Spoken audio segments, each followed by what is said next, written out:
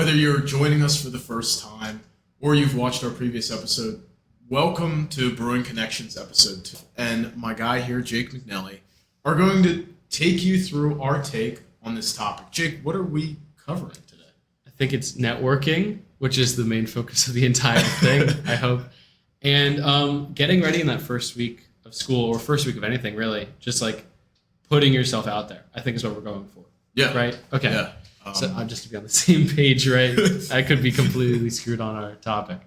So if you want to, I guess we're just going to talk. I'd like to mention. Okay, go ahead. This is something we're going to start, right? We have tea. Right? Do you want to read off what it's? I don't want to mispronounce it, but I feel like you're more forgiven. Okay, yeah. If you do, right? So we have yuzu matcha kukicha, I believe is how you would say that. I hope so. I'm not for your sure. sake.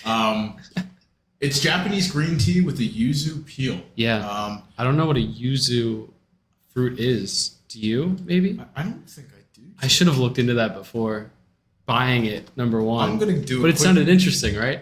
Do you want to? Let me explain the story of getting it while you look into it. Yes. Okay. I will. Okay. So I got this from Disney World's Epcot, Japan area. So have you ever been to Disney Epcot? I have been to Disney. So you know the setup, the layout. The layout's like a circle layout. It's got countries, 13 of them. So they're like representations of the countries that Disney was able to get back when the park first opened. I think they're mostly owned by Disney now, which kind of loses some of the genuine effect and stuff that some of the countries have, but it's all right. It's still a cool place to be. And Japan is one of the places that's still owned, well, non-Disney owned, I'd like to say, which is cool, right? Okay. So we're going to try to bring new teas, I think, every other time, yeah. Whenever we can, really. So for now, we have matcha with yuzu peel. And how does it taste? And so it tastes good. It's like earthy. Right? I think that's what the matcha is supposed to. That's what I've heard. matcha, I've never had matcha before, and you haven't either, right? I haven't either. No. So this is our first matcha tryout too. But this is like matcha's like a big. It's a big bigger thing, right? Yeah, right. I think so. I don't really. I mean, I hear a lot of people like it. Drink matcha, yeah, and they'll brew their own. Yes. I think you can get it from a powder, or maybe it's a leaf too. It looks like, if you look at this, our little guy right here, right? Yes. It's looking like it's just grass in a pouch. So I don't know. I'm gonna guess that has something to do with it, right? Yeah. It's like a grass. It's like a grass, yeah. But it doesn't. I haven't tried it yet. I was waiting to. No, do taste. But I don't like an earthy taste. Okay. To be honest. So I might not like this, but that doesn't mean it's bad. So. And while you're tasting, so just looked up a yuzu peel, and it's a cross between a mandarin orange and a lesser-known citrus called papaya. It does have like an acidy taste to it, doesn't it? Okay. Yeah. So I guess that would be that's they're both similar to like a mandarin orange. Mm-hmm. I guess because a mandarin orange is like a sweeter, but it's still like acidic. Like it's got that tang to it. Tang, yes. Right? That's what I'm getting here, I feel like. Yeah, and it said we're in no way professional tea drinkers, but I feel like we have some say. Right. We're going to have to start learning how to drink tea well, because we're going to be doing it regularly, right? Right. So, and it says here that it's like similar to a mix of lemon, grapefruit, and mandarin with hints of floral and herbal notes. I feel like we get that. And then also the herbal notes would come in from the matcha too, right? Yes. So it's going to be really herbally. Is that a word? Right. We don't know. But that's good. I like it. I was a little worried because it smells a little too earthy, doesn't it? Yes, it does. Right? But I think once it's steeped, the yuzu kind of settled in. Yeah. I don't know. I don't want to sound like I'm trying to be a professional here. No, but right. But that's what I'm feeling. Right. Yeah. Yeah. Okay. Yeah. So that's what we're getting. I like it. I do too. I would do another cup of this. Right? I would. And I think we will, because we have a lot more. But I think that's good on the tea. Okay. Anything happened with your life this week? It's the first week of school. We'll try to keep ourselves short and get right into the topic. Yeah. But no, nothing happened. Got some appointments kind of scheduled. Classes are going well. You're a busy guy, I know. Learning. Everyone I talk to. Yeah. They're like, I try to. Pops says I haven't talked to him. I haven't seen him in 3 weeks. Like he's gone. I'm like, okay, I guess the podcast isn't happening, right? But we're here. And yourself? Have I had a busy? Today was my busy day. It's not supposed to be because I only scheduled 2 classes for today. But I just had a couple different meetings that should only be a one-time thing, or like one time, 2-time. It depends. Like I met with Dr. Braverman today. That was good. And that's productive? That was very productive. Good. Yeah, it was very nice. Good. It was good to talk to him again, especially because like I like to be busy. Yes. And I like to code. We'll get into this, I guess, in another time. But I like to code, and that's what I do for him. I'm bioinformatics work, so I do a lot of coding, and it's fun. And I like. Yes. Quickly break down bioinformatics for us. Just like, and it can be big picture. Okay. So bioinformatics. I'm going to be doing Dr. Braverman a disservice if I don't summarize this right. No, it's fine. So it's essentially data analysis of biological things. So that might sound like a bunch of random gunk. I'm not sure how much people know about that. But so the work I do is we have, like, he found this data set. So far what I've done. He found this big data set of a bunch of flowering plants. They're called angiosperms. And I take that data. It's all gene sequence data. So like if you learn from like high school biology, like the A's, T's, C's, and G's, stuff like that. And it's like 350 files of that. I put them together in a certain order so that I can compare them. And then I run some statistical tests on them. I don't even necessarily understand what tests I'm running on them. So don't act like, don't expect me to be able to explain those. Yeah. All I know is that I know how to code them into the code, and then the code does it. Yeah. Okay. So I know what I know, and then I let that guide me. So, but it's fun. Good. Right? Yeah. So I like it, at least.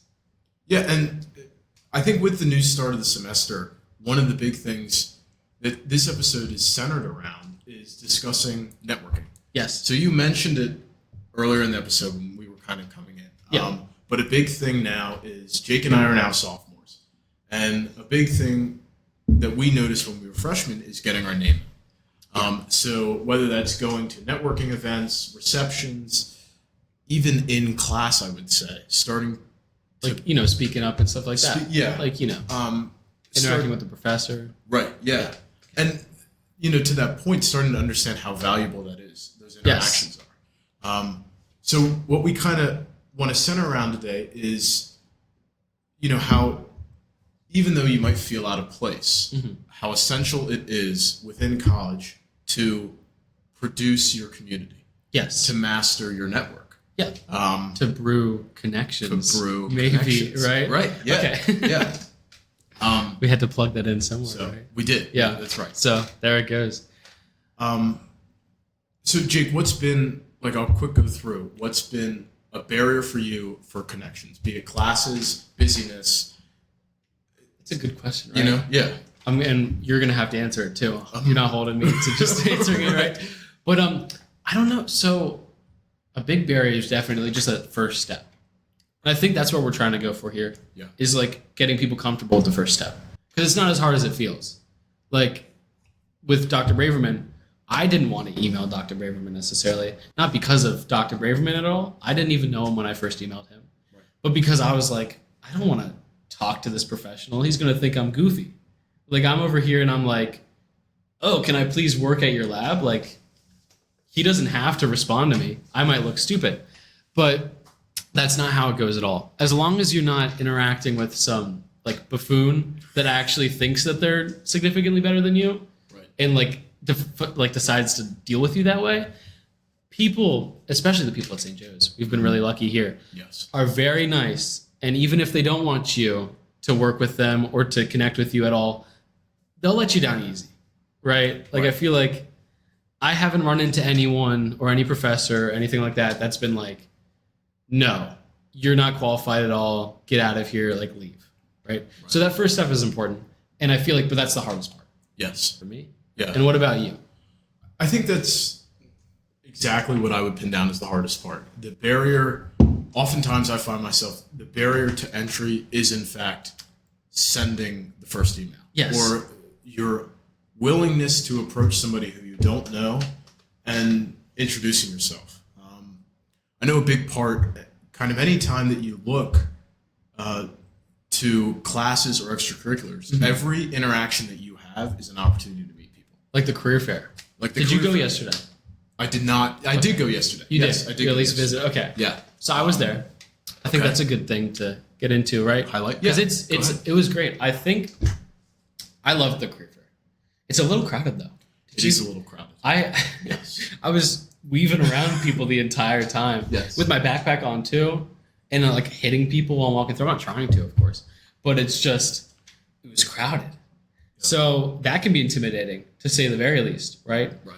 But it's a perfect way to get started, right? I signed up for, I think it's the Society of Medical Ethics Club, which is, they help with like finding volunteering options and medical ethics. They talk about it a lot, which is a very important thing, turns out. I mean, it's not something you necessarily think about unless you're thinking seriously about like medical professions, which I don't know if I am. Yeah. And that's okay. It's okay not to know. Yes, it is. Right? That's the point of college, is to find what you think you're good at or think you want to do, right? Yeah. So among other clubs and stuff, like, it's intimidating. They got the booth, Absolutely. They got everything. I think I'm on topic. And it's scary, but the career fair does it well. It's pretty welcoming. Everyone's so nice. And especially now that we know people on campus, I feel like it got a lot easier. Yeah. Like, I was walking and I'll see someone I know and they're like, Jake, how you doing? Or maybe they don't recognize me, but that's okay. And I'll go, hey, how are you doing? Yeah. And it's a nice, wholesome experience, right? Yeah. And then you start talking about whatever they're there to sell you, right? And that's what I felt like. That's why I feel like the career fair is there. And I feel like it's a really nice thing. Everyone should go to career fair at least once. Yeah. I think it's an important thing. And it might be intimidating. It might be a little too loud. I know people don't like it being loud. I don't like it being loud half the time. Yeah. But it was nice. Yeah. I know a big thing too is like, look out for those opportunities. I've realized that I never know what might come for those opportunities. Yes. So if it's a networking night, a reception, career fair, activities fair, anything like that, you start to understand the sheer value of showing face and connecting with people. So you get a sense of sharpening your social skills. So when you start to go into roles, or even you start to go into leadership positions, that you have to manage people, or you have to kind of do quality control, you are so versed in meeting people and connecting with people that you start to understand what makes people tick. And how people, can kind of continue to go ahead, and how you can shape them to lead. Both, in the connection sense, but also doing these events teaches you how to easily and formidably connect with people, I think. I think so. No, it definitely does, especially because of all the noise and everything that's happening. Right. It kind of forces you to have to focus on people, right? Yes. Yeah. Like, because there's 3 booths and everyone's talking right next to each other. Right. And they're talking about 3 different things because they don't organize those booths by like category or anything. So you have like local frats right next to the biology club, right next to the investing club. So it's like, it does teach you kind of like that skill to be able to focus. Does that sound about right? Yeah. Is that where you're going with that? Like, kind of focus in and like find the important parts and be able to like interact with someone productively. Right. Yeah. And I think, we'll go into now segueing into those networking articles. So we have 3 articles that we'll each pull up. And that you found, I think. I found while doing the research for this episode. And they'll be in the description of both the Spotify and YouTube, I hope. Yes. I'll put them there. And if I don't, comment about it. Because if I forget it, that's, not good for anyone, right? Yeah. So, yeah. But I found three articles that kind of divvy up networking in a sense. So they're all from a college age approach or a high school age approach.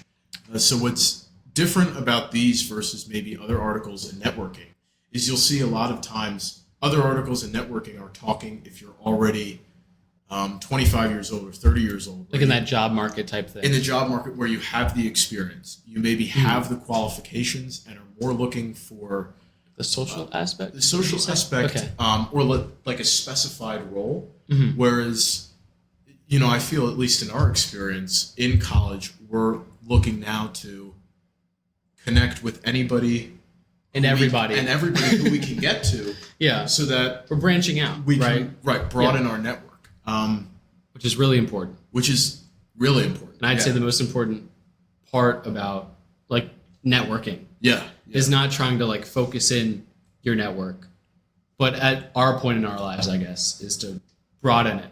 Because we might change our minds about what we want to do. I know I have like 4 different times in the last like 2 years. Me too. Right? Yeah. So, make those connections. Right.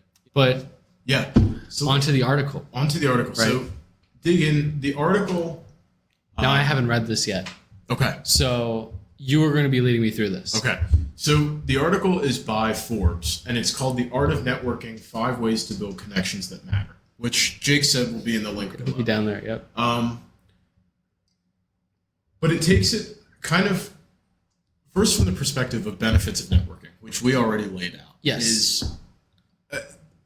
There's so many. I don't think you could state how many there are, because it never hurts to connect with people. No. And to always be looking out for another opportunity to kind of engage in any interaction you have. Mm-hmm. But I think another barrier that we've talked about is then, okay, so you get to the stage where you've emailed Dr. Braverman, right? Mm-hmm. He's responded to you back. Or you get to the stage where you're now in the room. You're nearby the punch bowl. Or you're kind of in a corner and you don't... Like a networking night. I've been to one. Right. And it was terrifying, right? Yeah. The professors are trying to get you to talk to people. Right. You don't want to. You don't want to. Of course. But we're trying to get you to want to. Right. Right. And the key, exactly what you're saying, is that you have to step outside of your comfort zone in order to make those connections. Yes. But then it gets really comfortable really quick. Yes. You can say that about a lot of things, right? It's that first step for anything. Right. But networking especially, I feel like, because as soon as you start talking to someone, as long as they're not like some weird person, as long as they're not like trying to end the conversation, it's pretty easy to continue the conversation. Yeah. Sometimes it's hard to stop. I know I was in that. I went to a business intelligence analytics networking night. Okay. And I ended up staying there like an extra 30 minutes almost, because the one person we were talking to was so interesting. And I think he did something with some type of financial statistics. Okay. I'm going to throw that general area in there because I completely forget. And I feel bad for forgetting because he was a really like very important person. Okay. Right? Or at least in his field, very important person. But yeah, he was talking and you couldn't get us out of the room. It was me, we know Sal. It was me, Sal, and I think Sid. Oh, right? Okay. Wonderful. So we're all sitting there, and this guy's just talking. And sometimes when people are talking about their own work, you're like, okay, we get it. You can code and you can do all this. This guy, I was listening, and he was engaging us. So he was like, this is why it's important for you guys. And that's another thing with the networking nights. These people know what it's like to go through what we are going through now in college and everything, and they can give you insight on what is good for networking and what's good for yourself. And I think they can also give you insight on like what you should do for the path you want to take. And your path might always change. You never know. But they can give you insight into what could give you the motivation to change it too. So very important networking nights. Yeah. And I think we'll get into that later too. But you hit the first topic, which is participating in networking events. So as you would expect, part of networking is participating in networking. Right? Sounds about right. Simple. Yep. But that's a big part, and you're never too early, I would say, to network. So a big part that I know I've realized is, you get to the point where you step into rooms that get you into other rooms. So a huge thing for, I would say, us is our commitment to the activities and the groups of people that we're involved in has enabled us to get into networking events or get into rooms, Dr. Braverman, to get into spaces where you connect with different people who aren't just your peers, but maybe, have been in the business for 40 years. Because the network is like the networking night is just one night, but it's like it opens up more nights. Yes. Basically. Yeah. Right. And I think I just wanted to, because this is so awesome. You're in the school senate, right? Yes. Right. And that I think opens up a lot for you. Yeah. I've heard of the people you've met through the state, like the senate, or just other people you know. Yeah. And I think that's like right on with what we're talking, right? Like your experience with, and you could talk about it if you wanted to. If you don't, we can always just stick to the point. It's up to you. No, I will. Yeah. But I think that's an amazing thing. Like the amount of people you've talked to, and a lot of our friends are in this school senate too, right? And they know a lot of like interesting people too. And it's like, those are the types of things where it's scary because like people have to vote for you to get into that, right? Yes. And also like you have to talk to people and you got to talk to like, the higher ups on campus and stuff like that. But it opens up a lot of doors, and it's not like there's people trying to stop you from getting it. People want you to do it. Yes. They had the Senate right up at the career fair asking people if they were interested in Senate, right? Yes. So they want you to do it. It's a matter of like what you want you to do and how much effort you're willing to put in to like meet people and actually go out and do these things. Yeah. So. And that's perfect. I'll kind of put in a little of my experience in Senate and how that's opened doors for me. Okay. So I joined Senate my freshman year. Now we're sitting sophomores. And kind of through my freshman year, I weaved in and out of what I wanted to do and weaved in and out of what people I would even say I wanted to be with. So that meaning what I wanted to do internally through Senate, but also externally, how I could kind of keep face so that people knew that they could contact me and I could be a voice for them. And now, in my experience in Senate, that's opened doors for increased networking nights within the University Student Senate itself. Okay. Such as the Haupt School of Business every year has a event that they do. So St. Joe's kind of broadly has an event that they do. And through Senate, I was able to go to that and start to connect with, St. Joe's alum. Okay. So you got to meet the people that have been through what we're exactly and doing was this right now. So were there other students? Like who was invited to this event? Yeah, so anybody who had had any affiliation with St. Joe's. So that could be donor-wise, alum, students, faculty, staff. But exactly right. Like people who had any type of affiliation, I'll say, and with then St. Joe's. Student body-wise. And then so you were there, right? But were other Senate people there? How did you come upon this? Because this is a very important skill, right? Sure. How did you weasel your way into this very important event, right? Because we all know you. We have an extensive, I guess, friend group that everyone. If I mention the name Pops, someone knows you. Yeah. Or Andrew, of course. Right. But like someone knows you. Yeah. So but not all the higher ups, I guess, at St. Joe's know you. So how did you weasel your way into this event, I guess, right? Yeah. And I'll say it was gradual through the year that I put into Senate. So I think maybe whether you notice it or not, all of the work that you do doesn't go unnoticed. So there are people It's very important. Who kind of see the work that you do and see your skills that you have, and that will employ you to get into rooms like that. So Like actions speak louder than words type thing. Yeah. Okay. So my kind of sitting on the chair of facilities my first year in Senate, and my action not only towards that, but towards broader Senate, as well as our friend Anthony, Lauren, Caitlin, Alec. I don't know if you know Alec. I probably, if I saw Alec, I'd probably be like, that's someone I know. So I couldn't put a face to a name. Right. But I bet I've met. Milton as well, and then a lot of other senators. All through the work that they've done, we kind of got recognized, and then our supervisor had requested a table for the Senate to go to. Okay. So this wasn't you like being like, oh, I heard that there's something going on. This was you just them reaching out to you. Right. Yeah. And you Senate is technically not like a purely networking club or anything like that. Right.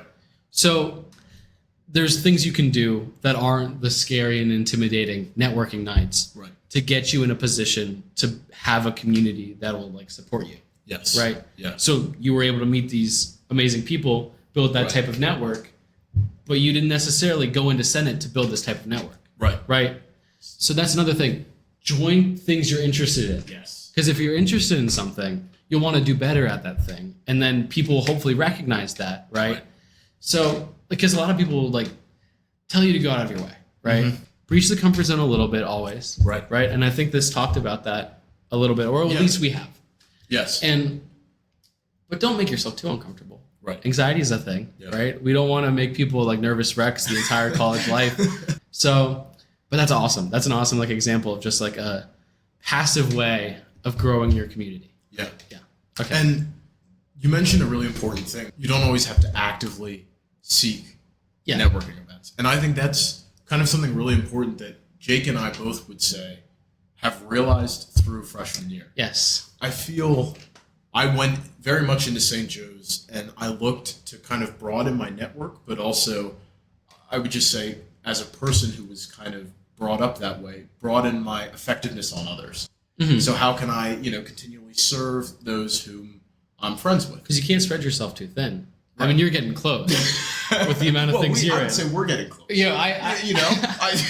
I'm a little, my schedule's a little crowded too, right? But you can't spread yourself too thin because then, you might have this giant network, but then they might not necessarily think of Andrew Pops Haas when they think of the person they want to invite to their networking night because they're like, well, he does the work okay. Yeah. Right. But you are able to somehow juggle everything you juggle and also get enough done and go beyond that people recognize it. Right. Right. And I think that's an important thing too. We're stressing the need to network, but we should also be stressing the need to perform. Right. And that doesn't mean stress yourself out to, put forward, 150%. Right. But even the extra 10%, go 110% with something. And like people will notice that difference. Yeah. People will think you're passionate about it and people will know you're passionate about it if you're not. And that will help a lot with the networking. Yeah. So to sum all that yapping I just did, do what you can and go just a little bit above. Don't stress yourself out. And that will bring people to you, right? Yes. Actions speak louder than words. Right. And I think actions speak louder than random networking emails and nights where you just yap about what major you have and what you're looking to do in the future. Right. Yeah. So. And I'll kind of comment off of that too. Another important thing that helps you distinguish yourself is your willingness to get some type of contact with the individuals who you meet and follow up with them. Following up. Oh my. So, I can't follow up. I always forget to. It bites me in the butt, right? Right. Yeah. I know. But I bet you're... Go on, because you have some type of example that I keep on interrupting. Okay. No. But another key important thing, and I think one of the articles talked about it, but I keep a networking sheet of everybody who I've met through networking nights. Write that down, because that's something I'm going to start doing too. And I'll speak exactly to you. A huge thing that I realized right going into freshman year is that I had met a lot of very influential people, and when I looked at a way to contact them, their business cards or contacts weren't there. You're going through the folders looking for where you threw them, right? Yeah. Right. So I couldn't do that, and what I realized is that if I can compile, it's a simple Excel sheet, but if I can compile, their name, where they're working, when I met them, give yourself context, jog the memory, right? Yeah, okay. Their kind of contact info, and then even a big thing for me is a question for them or a comment that allows my brain to almost revisit the moment that I was talking to them. Can you make a template for that? Is that something you could do? Because I can put that right in the description. Sure. Right? I could just do a little link to it. I think I can do that. I'm going to figure that out because that would help me personally. Yeah. It's beautiful. Yeah. And that's the power of LinkedIn.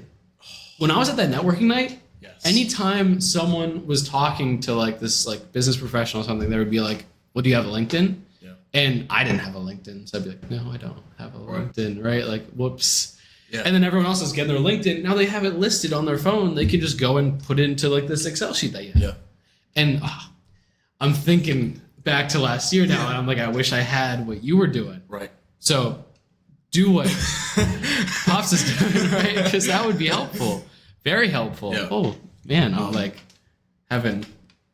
And that got told to me by somebody. Really? Okay. So So this wasn't an original Pops patented idea? No. Okay. We'll give you the credit, though. Well, thanks, Jake. We'll just... Yeah. This is your idea now. That's right. The 5 people. For everybody who's listening, this is... No, but...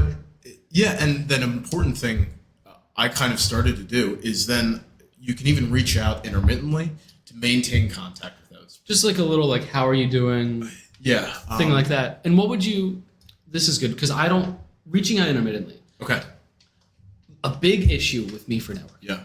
Is I never know what type of... I'm terrible with gauging the type of relationship I'm supposed to be having, right?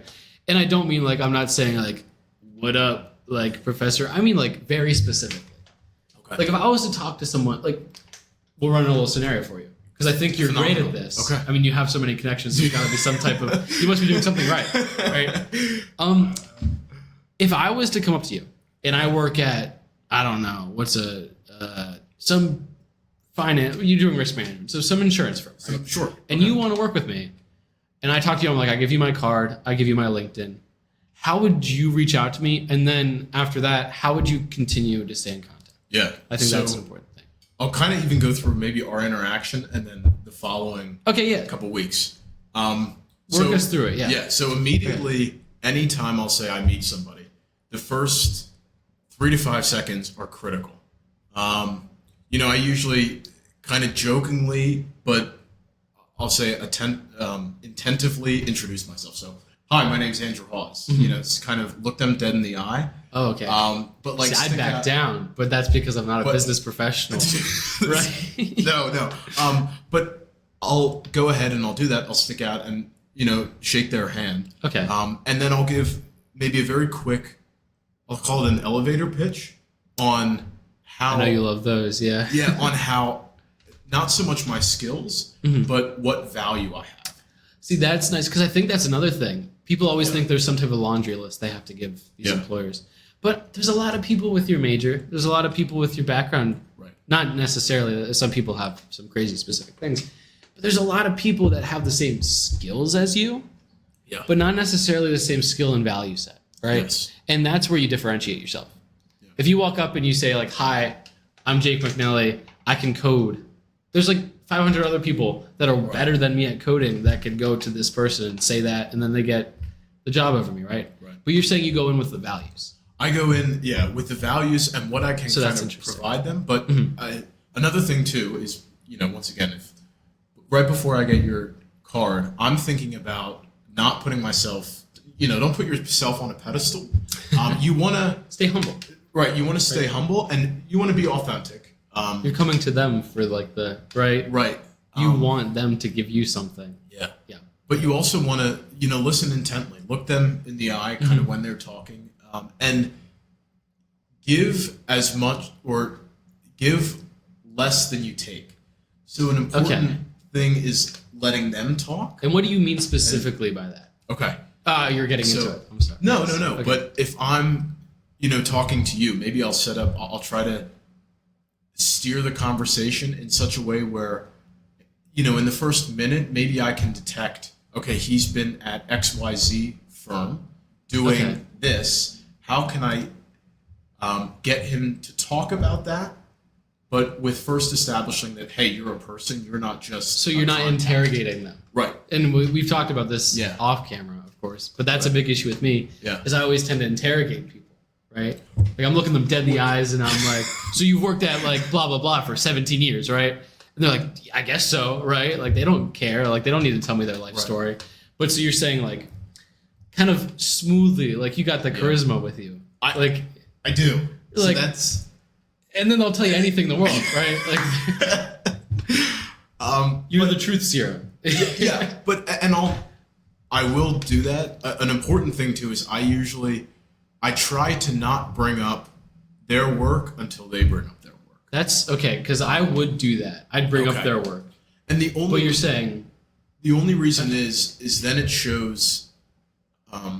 What I've looked into, then it shows that you're valuing them more as a person to start with, rather than just a means to an end. Okay. Right. Yeah. So, and a big point too is, I'm starting to reach out to people, maybe even over the phone. And if they only have 15 minutes, I want that to be as effective as possible, but I also want them to remember me. So I'm not just going to go right in and say, I'm going to be mindful of their time, but we're going to talk maybe a little bit about how they're doing and their background before we go right into it. Because you want a positive, first impression, right?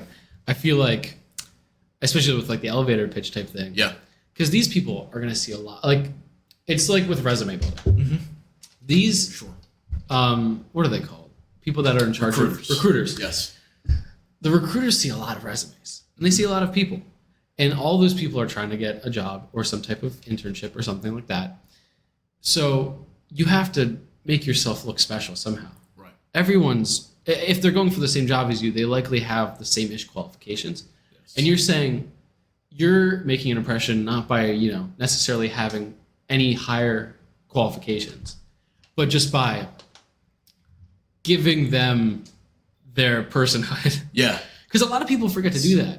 Right. Because they're all business. Because they walk into these networking nights, they wear their nice suit, and they're like, I'm ready to yap down people until I can bark them into a corner and make them give me an internship. Right. But you're taking the other approach where you're coming in from underneath. You get the uppercut on them. Right. Right? And I'm, from kind of the standpoint that I enter too, a lot, especially I would say our generation, since we, with the impact of COVID and a lot of other things, we've gotten maybe comfortable communicating via some intermittent device. The kind of text thing, like I know when I text. Texting. It's 2 words. Right. I know when you text, it's a lovely paragraph with the ellipses. You text like a boomer, right? Right, yeah. And part of that is I also apply that to when I talk to people. As you should. So I try to not be, if I can communicate my knowledge or kind of the value that I provide, A+, on a degree, then people start to see that value that you bring as A+. Because communication is a very huge thing, right? Yeah. Because like you can have all these qualifications, but if you don't bring them to the table the right way, it's not going to be good for you. Yeah. Because they don't know you, right? And you do it beautifully. From what I'm hearing. So I try. Unless you're playing yourself up. No. I would say I try.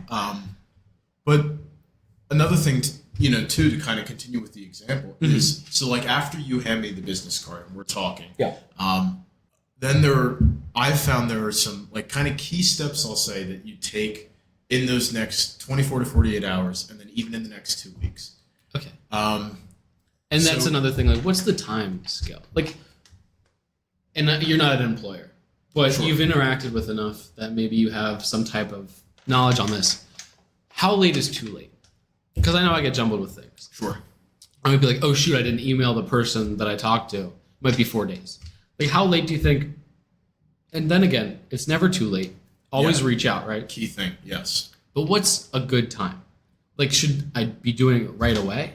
Like that night of the networking thing, should I be emailing everyone and like throwing, because I feel like that might be too aggressive, but I don't know. So I would say, let's say that your event is at 7:00 p.m.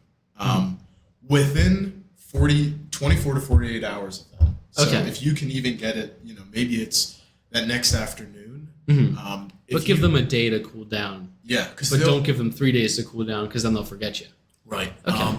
But, what then that does is, you'll attach, once again, nice to meet you, hope this email finds you well, attach something that you found very interesting about the conversation that you were having. That's okay. And it can be anything from not just their career, but also their personal life. Like they might have said something. Okay. So I like this. It makes it more natural. Right. Right. I feel like if I'm able to do this, I'll feel more comfortable because when I'm talking, especially on the emails, because the emails are such an art. Right. Yes. I never know what I have to put in an email. Yeah. I never know what I shouldn't put in an email. I never know what I should. Yeah. But you seem to have it at least somewhat down. Yeah. More so than me. And I think that's good. And the key thing too, I'll kind of just say is the subject line is one thing. So if you can kind of, maybe attach a snippet, and then I usually do something that I got from that night. I'll do a bar, and then I'll do my first and last name with my either LinkedIn attached right there or something like that, just so they know, hey, some type of reception, bar, Andrew Halls. So this is who it's coming from before they even see the email. So when it pops up in the inbox, they have an idea of who it's coming from. Okay, because that's another art too. Right. Is I never know how I'm supposed to label my emails. Okay. So it's easy. I hope Dr. Raverman appreciates how I label my emails. I usually when I'm emailing him, I have some type of result for something. Okay. So I'll usually just say like, blah blah blah results. Okay. Yeah. And it seems to work because then he sees that email, he sees the flag, and it goes, oh, that's the results I was looking for, right? But sometimes I don't do that. Yeah. It's easy with Dr. Braverman because I have results to give him. When I don't have results to give him, it takes me 30 minutes to come up with a good title for that email. Yeah. But you're saying keep it simple. That's always a good thing. Keep it, and even with talking to these professionals too, right? And the email itself, if you can keep it to 3 to 4 lines, 5 lines somehow, and that be your total email, keep it simple. Because they don't have 30 minutes to read your paragraphs of email, right? But if you've kind of created your email in some type of way that it's incredibly effective in 5 lines, so you've introduced yourself, great meeting you at this event, somewhere along the lines of, hey, this is what I learned through our talks, and then maybe even a question or comment, and I look forward to show the interest, I guess, right? To show the interest, right, and to show that you were actively listening too. Okay, right. So keep the question on topic, like to what the discussion was. Yeah, because I'm thinking, what if I just ask a question about some other? But you would recommend to keep the question on topic to the conversation. You think though? Yeah, and you could do a little bit of both. If you go either on or off topic, it'll maybe force them to send an email back to you. Okay. So that, that's kind of, I'll say, the goal with the question. Because it's difficult to respond to emails too. Right. If you send an email where you're just like giving them information, what are they supposed to say? Cool. Yeah. Right. Like, hello, thanks for the email, bye. Yeah. Because I think if we looked at my emails from after the networking night last year, it's like, it was so nice talking to you. Like, thank you. It was a cool conversation. I don't ask a question. Yeah. But the question, I feel like if I was receiving an email with a question, I know what I can respond with. Right. And I'll say another quick thing. Yes. So when you're asking them the question, people are always more willing to say, and I'll get to this, why this is. People are always willing to say no before they're saying yes. So if you phrase the question in, would you be opposed to setting up a meeting on 15 minutes, continuing our conversation about X? No, I wouldn't be opposed. Right? I like this. This is getting into it's getting a little tricky, right? Right. But it's kind of just allowing you to continue the conversation, but also them to say, hey, no, love to do that. And if you want to continue the conversation, attach your availability right below. Makes it easy for them. They don't have to go, okay. Yeah.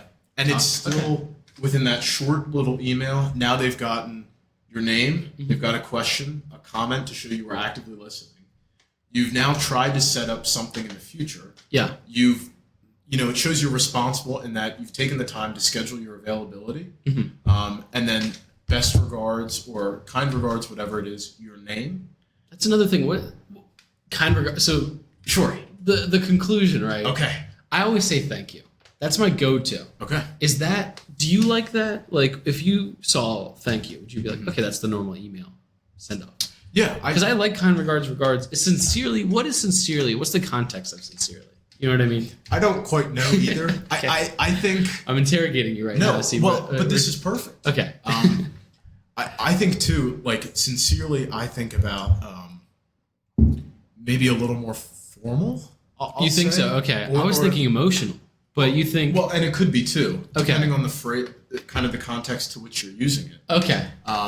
But because I like regards because it's a professional tone, right? Yeah, and I usually do kind regards or best regards or best. Okay. Oh. And then I'll just do Andrew G. Haas, and I'll usually and LinkedIn and then I'll usually attach kind of where they can contact me, both email and phone, and then my LinkedIn handle. Awesome. So they have all of what I'm doing right then and there. And if they don't like email, they like LinkedIn. They have everything. Right. They like the phone. Yeah. So all the bases are covered. All the bases are covered. But that's how I, in the past, have gone about sending an email. Mm-hmm. Sometimes it does need to be long. And I'll say... What's an example of a long one you've had? Sure. Don't go into too much detail. I don't want to pry into your personal networking. No, this is... I just did a Johnson & Johnson immersion day. I heard about it, yeah. Yeah, with some of our friends. Yes. And it was, largely successful. They kind of weaved in how their credo, which is very similar to a mission statement, affects everything they do, and how they're committed to giving back to everybody whom, to the people who care about Johnson & Johnson. Mm-hmm. So within that, there was an individual who spoke, and there was an individual who reached out to SJU to see if there would be anybody there. Mm-hmm. And one of the longer emails was talking about one of the keynote speakers. I made sure to include what I enjoyed about his presentation. Okay. And how the effectiveness of what he talked about really synced in with me, mm-hmm. and what their mission is was very evident in what he was talking about. Okay. We need to get an English professor on this. Yes. That's another thing. Because I feel like the questions I'm giving you, the answers are beautiful, but we need someone who's versed on it, right? Yes. Because we can tell you all this random crap right now, and it's good. It's great. Right. But your that point doesn't necessarily mean we have the background, of course, right? And we know what we're doing. Yeah. Right. I think we're self-aware enough to know that don't take necessarily anything we're saying right now super seriously. I'm going to take everything you're saying super seriously because I need somewhere to go, right? This is a good starting point. But Yeah. And then, maybe that allowing you to connect again, mm-hmm. that's 1 to 2 weeks out. So maybe you're continuing that. Yes. And then... Because how often should I be bugging this professional, right? So in my experience, because I've connected with them on LinkedIn, mm-hmm. That'll cause me to post on LinkedIn, mm-hmm. and then I'll be able to see that they've interacted with my post. And then you kind of take that as a sign to reach out somewhat? Or I take that as a sign as they see what I'm doing. Mm-hmm. And then maybe if it's related to what I talked to them about, I reach out and say, hey, I had this experience. So try to have some type of context for reaching out.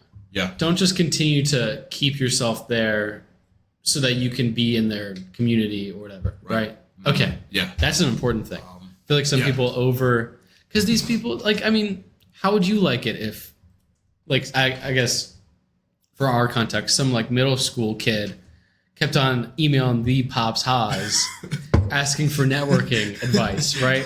I think, and as gracious as you are, I feel like you get a little sick of it after, let's say they send you 5 emails in 1 week. Okay. It's like, I don't want to get all that. And these employers don't want to get all that either. Right. From what I've heard.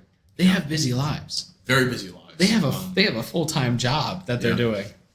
I don't have that. No. They're not on my schedule. We're on theirs. And I think that's a big thing I think I've said this in different ways multiple times, but it's a big thing to do. Yeah. Is they have their own lives. Right. They're not at the beck and call of you. Don't make them at the beck and call of you, because then they won't like you. It's not. And you do that perfectly. You have this whole timing thing. You bring the context in. All this stuff. I try. Sometimes falls a little short. Sometimes falls short. Right? Exactly right. Yeah. No, but this is the goal. Aim for the moon. That's right. And you'll land among the stars, right? Exactly right. And I think that's what we're trying to do here. But let's get right back to these articles. Yeah. I feel like we've trailed ourselves off, but I think it was a productive sidetrack. Yeah. Right? But before we get into that, I think we're going to cut it right here. Okay. Or at least we have already. Because this did go a little long, about an hour and 36 minutes. So we're going to cut this into 2 episodes. Okay. Where what you just listened to was the first part, obviously. And the second part, we're going to go to where we cut into those lovely articles, and Pops gives us the rundown of exactly what happens in those. And then we'll finish that.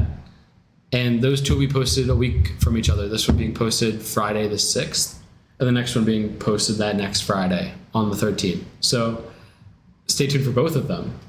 And Yeah, and just we hope that you kind of have found these skills interesting and can go ahead and apply them at a networking event or a reception or banquet somewhere. So stay tuned for part 2.